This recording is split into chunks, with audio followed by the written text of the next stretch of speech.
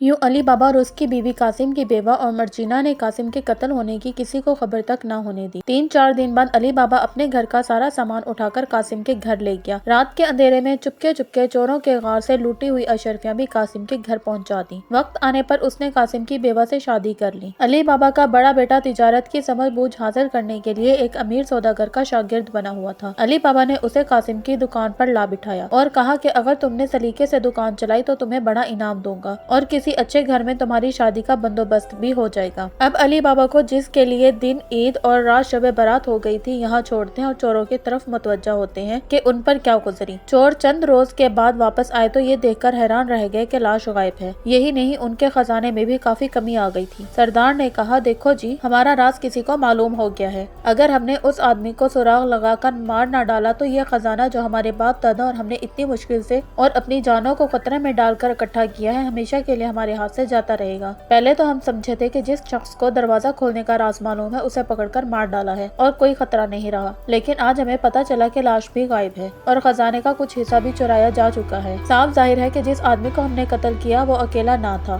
कोई आदमी और भी मौजूद है जिसे गार का दरवाजा खोलने और बंद करने का मंत्र मालूम है। हमें हर कीमत पर उसे तलाश करना चाहिए। तुम्हारी क्या राय है यारो? बाकी चोरों ने जोशो खरोश से सरदार की हाँ में हाँ मिलाई और कहने लगे, आपने जो कहा वो 100% दुरुस्त है। हम अपने बाकी काम छोड़कर सबसे पहले उस आदमी को तलाश करते हैं जिसने हमें नुकसान पहुंचाया है। कामयाब होने तक यहाँ से टलने का नाम नहीं लेंगे। सरदार ने कहा, मेरे शेर जवानों, तुमसे मुझे इसी जवाब की तवक्को थी। अब हम में से कोई जो बहादुर भी हो और चालाक भी मुसाफिर के भेस में अजनबी बनकर शहर जाए और पता चलाए कि वो कौन आदमी था जो चंद रोज पहले कत्ल हुआ और वो कहाँ रहता था। कत्ल छुपा नहीं रह सकता। शहर वालों को जरूर इस बात का इल्म होगा। ये काम बड़ा अहम है और एहतियात की भी खास जरूरत है। हमें यहाँ रहते हुए एक मुद्दत हो गई और किसी को हमारी खबर नहीं। हमारी मौजूदगी को आइंदा भी राज रहना चाहिए, लेकिन जो साथी भी शहर जाए उस पर लाजिम है कि धोखा ना खाए और आकर हमें गलत इत्ला भी ना दे, क्योंकि उसकी बेवकूफ़ी से हम पर मुसीबत आ सकती है। मेरी राय है कि जो आदमी भी शहर जाए और गलती कर बैठे उसका सर तन से जुदा कर देना चाहिए। तुम क्या कहते हो? सरदार की बात से सबने इत्तेफाक किया। एक चोर उठा और बोला, मुझे शर्त कबूल है, मैं इस काम का बेड़ा उठाता हूँ। मुझ में जुर्रत की कमी नहीं। तुम सब की खैर चाहता हूँ। अगर नाकाम लौटा तो अपनी गर्दन कटाने को तैयार हूँ। उसकी बात सुनकर चोरों ने खूब वाह की और सरदार ने भी उसकी हिम्मत को सराहा। चोर ने अपना हुलिया तब्दील किया और मुसाफिर का भेस बदलकर शहर की राह ली। सुबह होते ही शहर के बाजारों और गली कुचों में घूमने लगा। इत्तेफाक से उसका गुजर उस जगह से हुआ जहाँ बाबा मुस्तफा का अड्डा था। पहले जिक्र आ चुका है कि बाबा सुबह सवेरे अपने अड्डे पर आकर बैठ जाता था। बाबा मुस्तफा सीने का सुआ हाथ में लेकर काम शुरू ही किया चाहता था कि चोर उसके पास आके रुका और कहने लगा, बाबा जी सलाम। तुम इतने सवेरे सवेरे काम से लग गए, बूढ़े हो चुके हो। इस वक्त तुम्हें ठीक तरह दिखाई कहाँ देता होगा। अगर रोशनी जरा ज्यादा भी हो तो भी तुम आसानी से सीने या टांका लगाने का काम ना कर सकोगे। बाबा मुस्तफा ने जवाब दिया, इसमें शक नहीं कि तुम शहर में नए नए आए हो और मुझे नहीं जानते। मैं बूढ़ा सही, लेकिन मेरी बिनाई इतनी तेज है कि क्या कहूँ, शायद तुम्हें यकीन ना आए।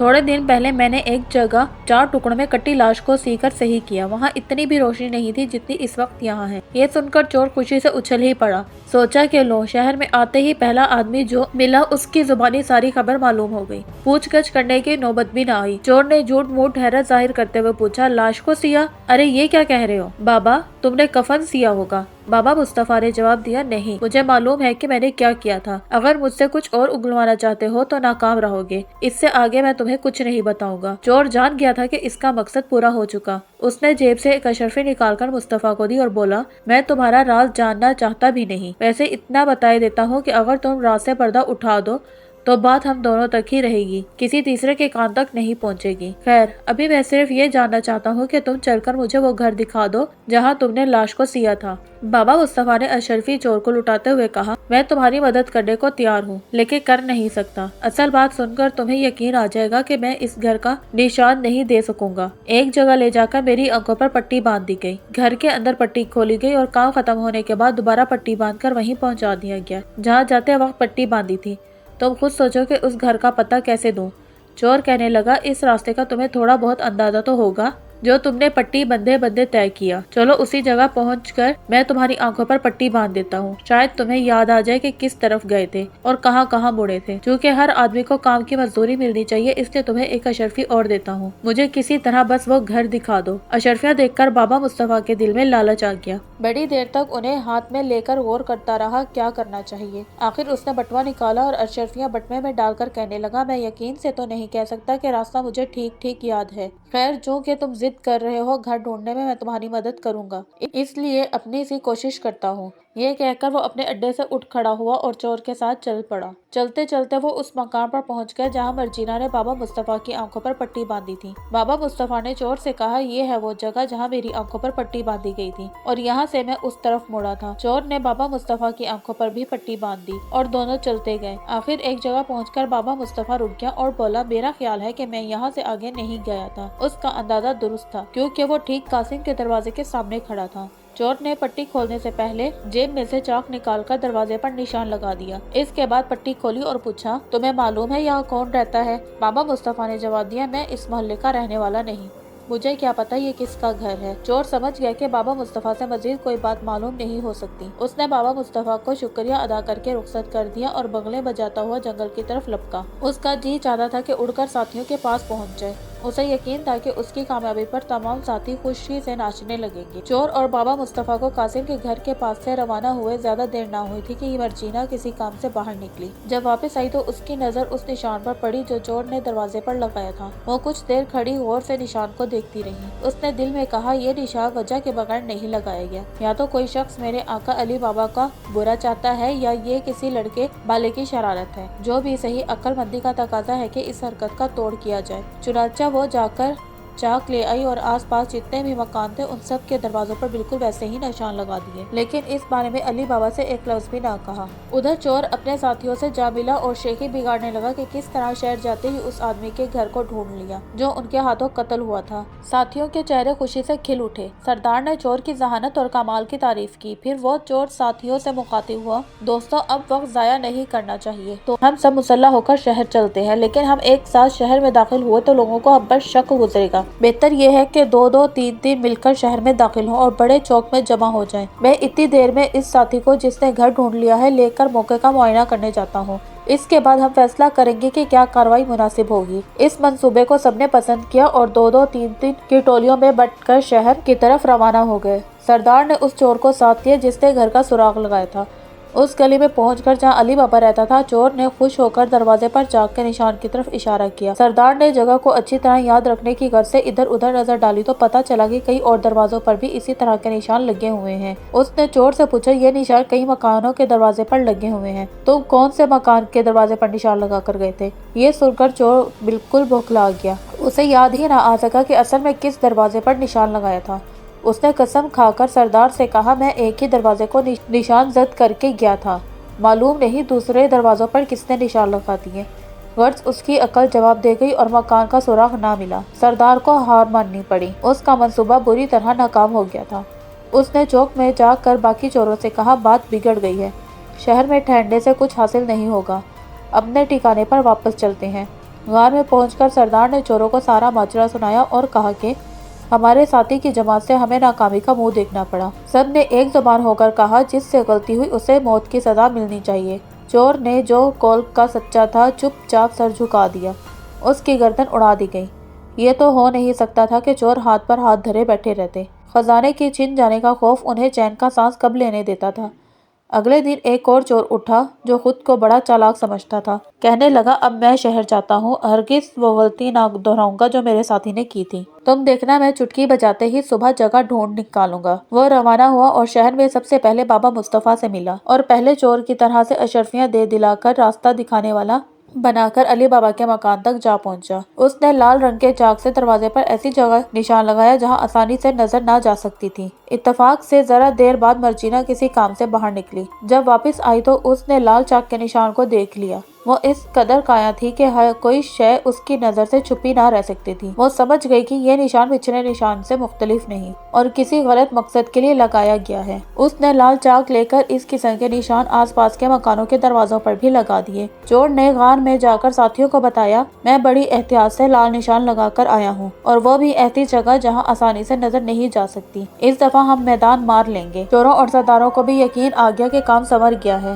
اور وہ اس آدمی کو آخر ٹھکانے لگا دیں گے جو ان کے راز سے واقف ہو چکا تھا۔ وہ پہلے کی طرح ٹولیوں میں بٹ کر شہر پہنچے۔ جب سردار دوسرے چور کے ساتھ وہاں گیا جہاں علی بابا رہتا تھا تو اس دفعہ بھی کئی مکانوں کے دروازوں پر ایک جیسے نشان لگے ہوئے تھے۔ دونوں چکر لگا کر چکرا کر رہ گئے اور ناکام لوٹے۔ سردار اور باقی چور غصے کے مارے آپے سے باہر ہوتے جا رہے تھے۔ دوسرے چور کو بھی نہ بخشا، اس کا بھی سر کٹا۔ سردار سوچ میں پڑ گیا، وہ دو بہادر ساتھیوں سے محروم ہو چکا تھا۔ وہ نہیں چاہتا تھا کہ ان کی تعداد روز بروز کم ہوتی جائے۔ اسے یہ احساس بھی تھا کہ اس کے ساتھی بہادر ضرور تھے لیکن ان میں عقل کی کمی تھی۔ اس نے ساتھیوں سے کہا، تم یہیں ٹھہرو، میں خود جا کر کوئی بندوبست کرتا ہوں۔ شہر جا کر اس نے بابا مصطفیٰ کی مدد سے علی بابا کے گھر کا پتہ لگا لیا۔ اس نے دروازے پر نشان لگانے کی کوشش نہ کی بلکہ خاصی دیر گلی میں رکا رہا تاکہ مکان کو اچھی طرح پہچان لے۔ جب اسے اطمینان ہو گیا کہ مکان ڈھونڈنے میں غلطی نہیں کرے گا تو وہ واپس ہوا اور چوروں سے کہنے لگا، اس مرتبہ کوئی شے ہمیں انتقام لینے سے باز نہیں رکھ سکتی۔ مکان کو اتنے غور سے دیکھ آیا ہوں کہ مجال ہے جو پہچاننے میں غلطی کا ہوں۔ راستے میں مجھے عیاری بھی غضب کی سوچ گئی ہے۔ میں تمہیں بتاتا ہوں کہ کیا کرنا ہے۔ ہاں، کسی کے پاس اس سے بہتر منصوبہ ہو تو سامنے لائے۔ اس کے بعد اس نے بدلہ لینے کی تدبیر بیان کی جو سب کو عمدہ معلوم ہوئی۔ معاملہ طے ہو جانے کے بعد سردار نے حکم دیا کہ وہ آس پاس کے قصبوں اور گاؤں میں نکل جائیں اور 19 خچر اور 38 بڑے بڑے مٹکے خرید لائیں۔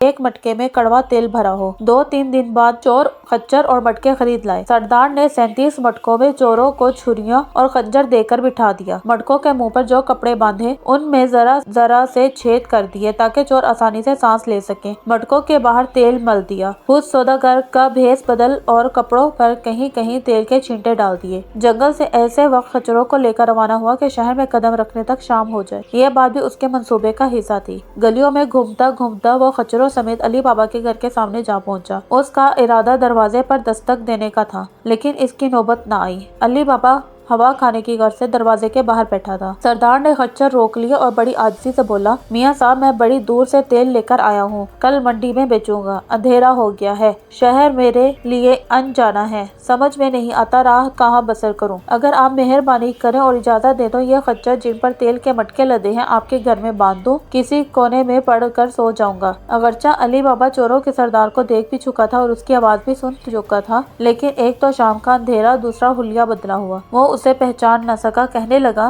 یہ کون سی بڑی بات ہے، میرے گھر کو اپنا گھر سمجھیے۔ یہ کہہ کر اس نے دروازہ کھول دیا۔ خچر آنگن میں چلے گئے۔ علی بابا نے اپنے ملازم کو جس کا نام عبداللہ تھا بلایا اور کہا کہ جب خچروں میں سے مٹکے اتارے جا چکے تو انہیں استبدل لے جائیں اور چارے پانی کا انتظام کریں۔ پھر مرجینا سے کہا، ایک مہمان آ گیا ہے، اس کے لیے کھانا تیار کرو اور فلاں کمرے میں بستر بچھا دو۔ سردار نے مٹکے اتارنے کے بعد خچروں کو استبدل میں پہنچا دیا۔ ابھی وہ اپنے لیٹنے کے لیے کوئی جگہ تلاش کر رہا تھا کہ علی بابا آ گیا اور کہنے لگا، میرے ساتھ گھر کے بڑے کمرے میں چلیے، وہاں بیٹھ کر ہم گپ شپ کریں گے اور آپ کو کھانا پیش کیا جائے گا۔ مہمان کی خاطر تواضع فرض ہے، یہ بھلا کیسے ہو سکتا ہے کہ آپ یہاں کہیں پڑ کر سو جائیں؟ سردار نے جواب دیا، آپ کیوں تکلیف کرتے ہیں، میں کہیں ادھر ہی سویا رہوں گا، رات بھر کی تو بات ہے۔ وہ اپنا ارادہ چھپانے کی خاطر اس طرح کی باتیں بنا رہا تھا کہ اس پر ذرا بھی شک نہ ہو۔ جب علی بابا نے بہت اصرار کیا تو بولا، جو آپ کی مرضی۔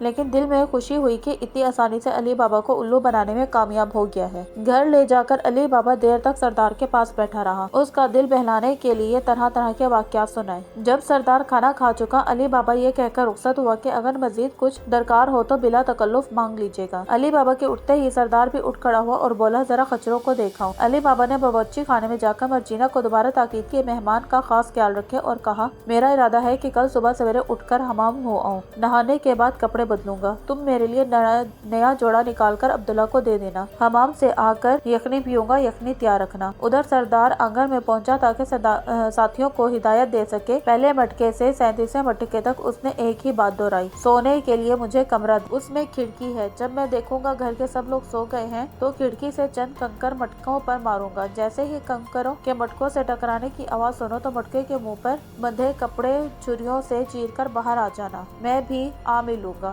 اس کام سے فارغ فارغ ہو کر وہ گھر واپس آ گیا۔ مرجینا نے چراغ لے کر اسے کمرے تک پہنچا آئی اور پوچھا کہ کسی اور چیز کی ضرورت تو نہیں؟ سردار نے کہا نہیں۔ مرجینا چراغ کمرے میں رکھ کر باورچی خانے میں چلی گئی۔ اس کے جاتے ہی سردار نے چراغ بجھا دیا تاکہ گھر والے سمجھیں کہ وہ سو گیا ہے اور بے فکر سو جائیں۔ اس نے یہ سوچ کر جوتے تک نہ اتارے کہ تھوڑی دیر بعد اٹھ کر باہر جانا ہے۔ علی بابا نے جو کہا تھا وہ مرجینا کو یاد تھا۔ پہلے اس نے نیا جوڑا نکال کر رکھ دیا۔ عبداللہ سے کہا جو ابھی سویا نہ تھا کہ چولہے میں آگ جلائے یخنی تیار کرنی باقی تھی۔ مرجینا ابھی دیگچی صاف کر رہی تھی کہ چراغ بجھ گیا۔ اتفاق کی بات ہے کہ گھر میں تیل ختم ہو چکا تھا اور موم بتیاں بھی نہ تھیں۔ مرجینا سر پکڑ کر بیٹھ گئی کہ اندھیرے میں یخنی کیسے تیار کرے۔ عبداللہ نے مرجینا کی پریشانی ٹالی اور کہنے لگا ہوش سے کام لو، باہر جا کر کسی